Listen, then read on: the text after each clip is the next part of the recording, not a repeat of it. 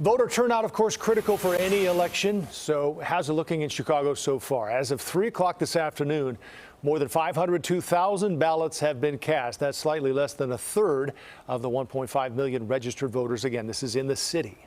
Exactly who's showing up? Well, that's also telling. The top 3 age groups showing up at the polls: 55 to 64, 65 to 74, and 25 to 34. So now we've covered how many people have voted, but why are they heading to the polls? CBS 2's Marie Saavedra live in Evergreen Park for us tonight, talking with voters about what's motivating them to turn out. Hi, Marie.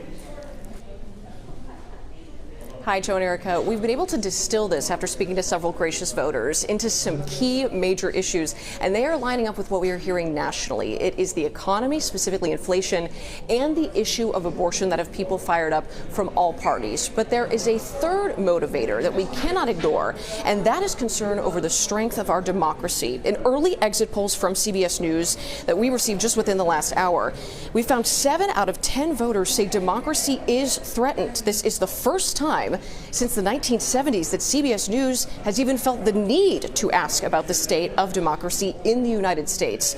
And it is something the voters here on the South Side spoke passionately about. Inflation, country going to hell, socialism, communism, not for it, won't work. Take the boot off the neck and the fist down the throat, and let us live our lives the way we want to. And that has to change, or we're moving to Florida. That's it.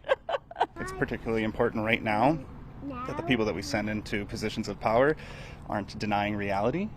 It is important that we not send insurrectionists to positions of authority. And it is important that we turn out and show that we're going to continue to vote and we're not going to be intimidated by anybody.